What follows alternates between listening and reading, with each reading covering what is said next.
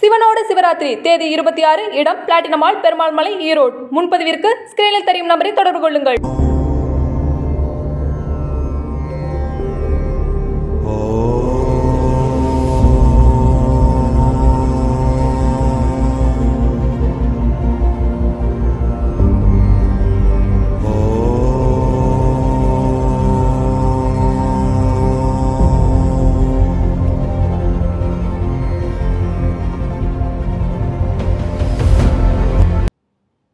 அதாவது இறைவங்கிறது பாபாஜி யாரு, அவர் எப்படி தெரிவாரு?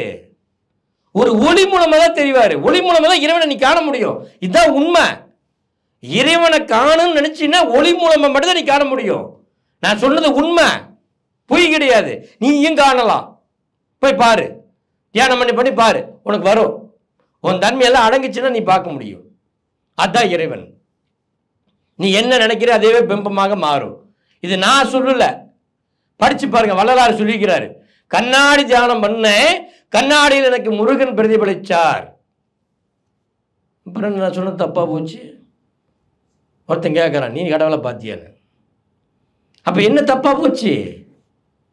அப்ப நான் ஆழ்நிலையில் போகும்போது எனக்கு அந்த உருவம் தெரியுது, நான் பார்த்துட்டேன். என் பிம்பம் எனக்குள்ள காட்டும். இது எல்லா தன்மையும் எல்லா மனிதனுக்கும் உண்டு. நானும் குருஜிக்கு மட்டும்தானா? உங்களுக்கு இல்லையா? எல்லாருக்கும் உண்டு. இறைவன் கொடுத்தது எல்லாத்துக்கும் பக்குவம் சமநிலை தான். குருஜியார் நீங்க எல்லாம் ஒன்று தான். இதில் வித்தியாசம் கிடையாது. உங்களுக்கு நான் தெரிஞ்சுக்கிட்டதுனால உங்களுக்கு சொல்லிட்டு இருக்கிறேன், அதனால நான் குருஜி. நீங்கள் தெரியாத கற்றுக்கிறனால நீங்கள் சிஷியர். நான் தான் ஒரிஜினல் குருஜியா? கிடையவே கிடையாது. வழிகாட்டி, பேருக்கு உங்களுக்கு சொல்கிறதுக்கு நான் குருஜி, அவ்வளோதான். ஆனால் இந்த குருஜிங்கிறது யாரு? எனக்குள்ள இறைவன் கொடுத்த மிகப்பெரிய ஒரு தன்மை. குருமூலிமா குருமூலிமா குருமூலிமா குருமூலிமா குருமூலிமா குருமூலிமா வந்தது குருவோட தீட்சின்னு சொல்றோம். இந்த குருங்கிறது யாரு? பரமேஸ்வரன். அந்த பேரானந்தம் படைத்த இறைவன், பரம்பொருள், பரமாத்மான்னு சொல்லுவோம். பரலோகத்துக்கே இருக்கிற பரமாத்மா. அவர் யாரு? நாம இந்து மதத்தை சொல்லுவோம் பரமேஸ்வரனும் பார்வதியும். அவருக்குள் இருக்கும் சுவாசத்தினுடைய ஒரு உயிர் ஆற்றலுடைய சக்தியில இறைஞ்சதுதான் ஒரு யோகம். அந்த யோகத்தை அவங்க எடுத்து கொடுத்ததுதான் மகாவிஷ்ணு என்பவருக்கு வழங்குகின்றார். அதை எடுத்து தான் அவர் என்ன பண்றாரு? அகத்திய பெருமானை கொடுக்கிறாரு. அகத்திய பெருமான் மூலமா அர்ஜுனுக்கு வருது. அர்ஜுன் வந்து பாண்டவருடைய வளத்தை பெருக்கிறார், நீதி நேர்மையை செய்கிறார். நீ கிரியா எடுத்துட்டு தப்பான விதத்தில் போனீங்கன்னா உனக்கு அழிச்சுவிடும். நேர்மை இருந்தீங்கன்னா உன்னை உயர்த்தும். அதுதான் கிரியா. எப்பவுமே நேர்மைக்கு மட்டும்தான் கிரியா பேசும். அப்போ அர்ஜுனிலிருந்து யாருக்கு போகுது? நிறைய முனிவர்களுக்கு போகுது, சித்தர்களுக்கு போகுது, ரிஷிகளுக்கு போகுது, இந்த மாதிரி எல்லாத்துக்கும் போகுது. அப்படியெல்லாம் போய் வரும்போது யாருக்கு வருது? மகாதர் பாபாஜிக்கு வருது. மகாதர் பாபாஜியிலிருந்து சொல்கிறாங்க பல ஒரு 13 ஆண்டுகளா 14 ஆண்டுகள் இருக்கும் ஹிஸ்ட்ரியில் பாருங்கள். அதே மாதிரி முகமது நபியும் பாருங்கள், அவங்களுடைய பைபிள் இருக்கும், புராணம் இருக்கும். இடைப்பட்ட நாடுகள் வந்து அவங்க இல்லை, 2 பேருமே வெளியே போயிட்டாங்க, எங்கே இருக்கான்னு தெரியாது. ஒரு குறிப்பிட்ட காலத்தில் வைக்க உள்ள வராங்க. அப்போ இவர்கள் எல்லாரும் ஒன்றாக இணைஞ்சு ஒரு இடத்துல இந்த கலையை கற்றுக்கிறாங்க. அப்போ இந்த உடல் எப்படிப்பட்ட உடல் அப்படின்னு கவனிக்கணும். இப்போ இந்த உடல் எது மூலியமாக இயங்குது, எப்படி இந்த உடல் சரியாகும், எப்படி நோய் நீங்கும், இந்த உடல் எப்படி ஆரோக்கியமாக மாறும், இது மருந்தே இல்லாமல் எப்படி எடுத்துக்குது, அப்போ இது மூலிமா என்னென்ன நடக்குது அப்படின்னு நம்ம தெரிஞ்சிட்டோம்னா பயிற்சிக்குள்ளே போகிறதுக்கு ஈஸியாக இருக்கும். அப்போ இந்த உடல் இயற்கையானது.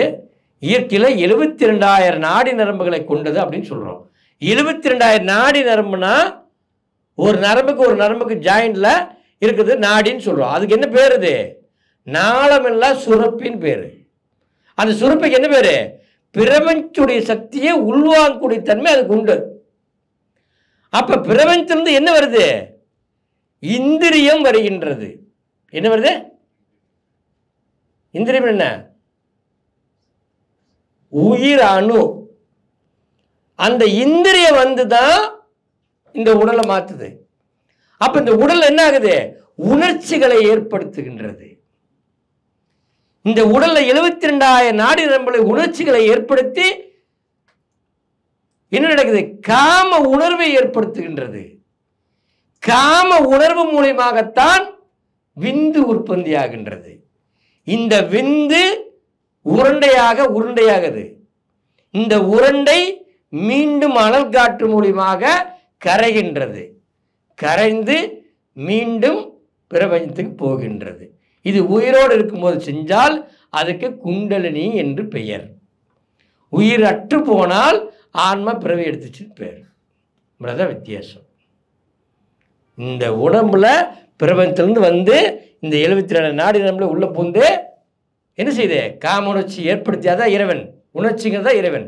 அந்த உணர்ச்சி மூலமாக விந்து உற்பத்தியாகி நம்ம இடத்துல இருக்குது. இந்த விந்து என்ன ஆகுது? மீண்டும் மேல் நோக்கி போகும்போது அனல் காற்றை கரைஞ்சி ஒளியோட ஒளியை கலந்து பிரபஞ்சத்துக்கு போகுது. அப்போ இதுக்கு என்ன பேர்? குண்டலினி. அந்த நீங்கிறத ஆன்மா, அந்த உயிர் உணர்ச்சி அப்படின்னு சொல்கிறது. இதை நீ பிடிச்சிட்டினா வேலை முடிஞ்சுது. இதை நீ செய்யறதுக்கு என்ன பண்ணணும்? உன்னுடைய இடது மூக்கிலிருந்து வலது மூக்கு வழியாக மட்டும்தான் காற்று வரணும். உன் உடம்பு உஷ்ணமாக இருக்கணும். நீ நேராக இருக்கணும். எந்த எண்ணமும் இல்லாமல் இருக்கணும். இதெல்லாம் மறந்து ஒரு நிலையோடு இருந்து இந்த உஷ்ணத்தை அதிகம் உண்டு பண்ண என்ன ஆகும்? பம்ப் பண்ணி மேலே கொண்டு போகும். மேலே கொண்டு போச்சுன்னா நீ கேட்கறது கிடைக்கும். இதை பண்ணினோம்னா ஒன்றை நீ மாற்றிக்கணும். அப்போ இந்த உடல் ஒரு மெக்கானிசம் மாதிரி பண்ணணும். ஒரு இயந்திரமாக மாற்றணும். இந்த உடலை எப்படி பண்ணணும்? இயந்திரமாக மாற்றணும். இயந்திரம் மாற்றணும். எப்படி மாற்றுறது? அதுக்கு தான் சித்தர்கள் சொல்லிக் கொடுத்த சூட்சும பயிற்சி. இந்த பயிற்சி முறையை செஞ்சால் அதுவே சரியாக நடக்கும். அப்போ இதுக்கு என்ன நடக்குது இந்த உடலில்?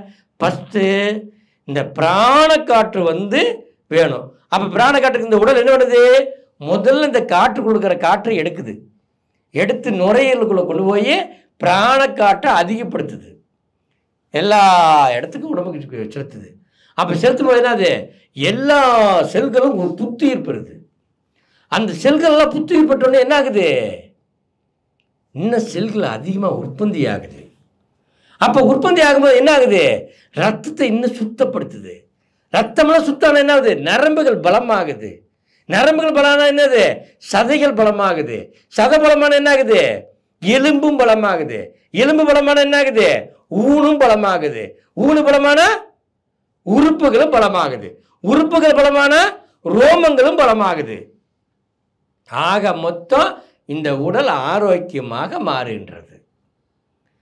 ஆரோக்கியமாக மாறும்போது மனம் சந்தோஷமாக மாறுகின்றது. அப்போ சந்தோஷமாக மாறும் பொழுது ஆன்மா பரிபூர்ணமான நிலை ஏற்படுது. அந்த பரிபூர்ண நிலையில் உணர்வு தன்மையோடு இறைவனோடு நீ இணையும் போது தான் இறையாற்றல் எப்படி இருக்கும்? நீ ஒன்றோடு ஒன்றா கலந்து மாறும். சிவனோடு சிவராத்திரி தேதி 26, இடம் பிளாட்டினம் மால், பெருமாள் மலை, ஈரோடு. முன்பதிவிற்கு ஸ்கிரீனில் தெரியும் நம்பரை தொடர்பு கொள்ளுங்கள்.